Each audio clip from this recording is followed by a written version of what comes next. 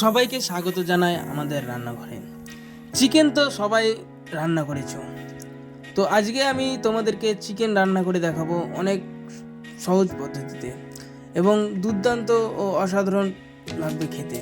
তো সবাই রান্নাটিকে ফলো করো, তো পুরো ভিডিওটা দেখতে থাকো। প্রথমে একটা কড়াই নিলাম, তাতে কিছুটা সরষের তেল দিয়ে দেবো। তেল গরম হয়ে গিয়েছে, এবার আমি আলুগুলো ভেজে নেব।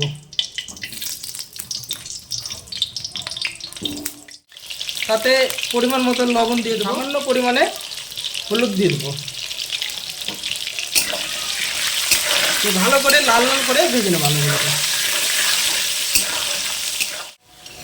আলুগুলো ভাজা হয়ে গিয়েছে, এবার আমি একটা পাত্রে তুলে নেব।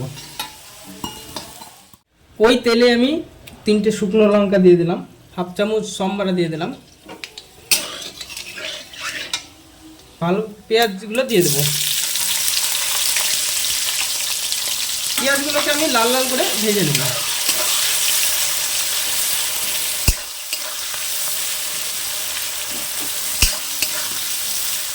চারটে গোটা রসুন রেখেছিলাম, গোটা রসুনগুলো দিয়ে দেবো।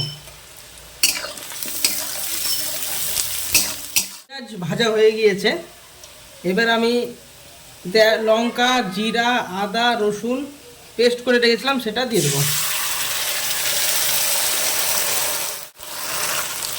বাটি ধুয়ে জলটা দিয়ে দিলাম। এখানে পরিমাণ মতন হলুদ দিয়ে দেবো আর পরিমাণ মতন লবণ দিয়ে দেবো।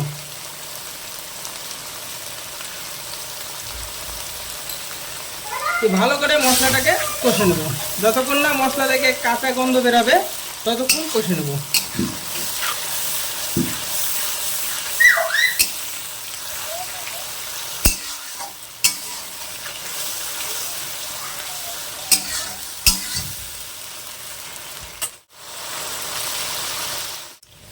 মশলাটা কষা হয়ে গেছে ভালোভাবে,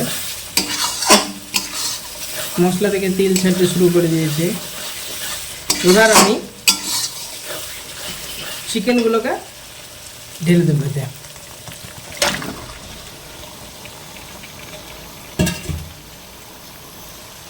ভালো করে মাংসটাকে কষে নিতে হবে।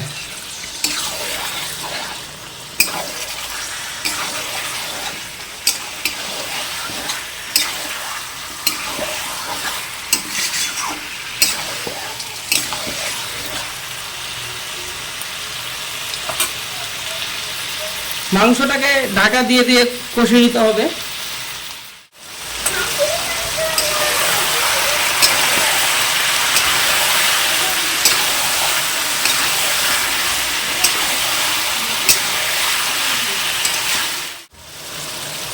মাংস থেকে জল বেরিয়েছে কতটা,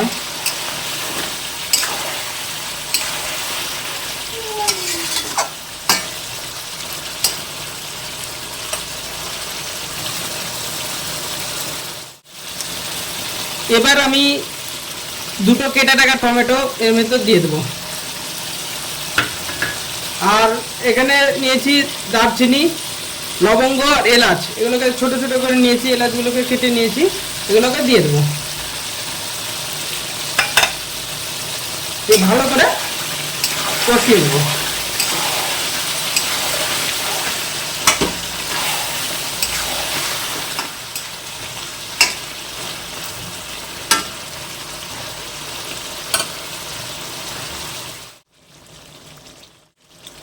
মাংস কষা হয়ে গিয়েছে, মাংস থেকে তেল ছাড়তে শুরু করে দিয়েছে দেখো। এবার যে আলুগুলোকে ভেজে রেখেছিলাম সেই আলুগুলোকে দিয়ে দেবো।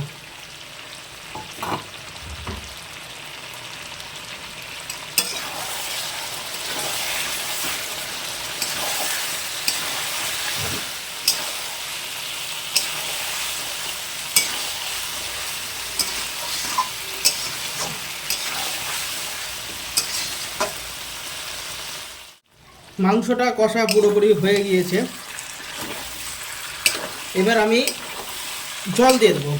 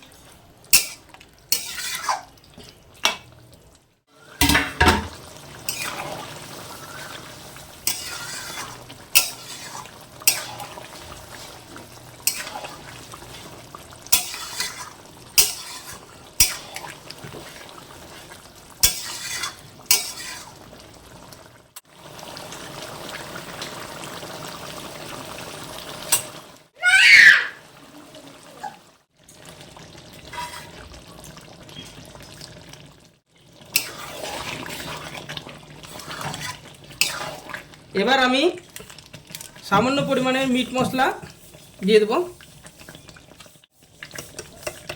আর হাফ চামচ গরম মশলা ছিটিয়ে দেবো।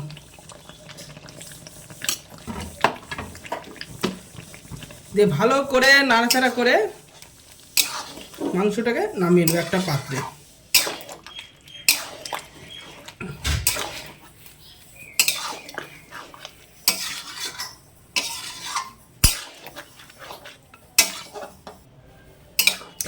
তো ভিডিওটা ভালো লাগলে সবাই লাইক করবে, শেয়ার করবে, কমেন্ট করবে আর সাবস্ক্রাইব করবে। আর পাশে থাকা বেল আইকনটিকে দাবিয়ে দিবেন যাতে পরের ভিডিওর নোটিফিকেশনটা তোমরা তাড়াতাড়ি পেয়ে যেতে পারো। তো আজকের মতন ভিডিও এইখানে শেষ করলাম, দেখা হবে পরের ভিডিও। সুস্থ থেকো, ভালো থেকো।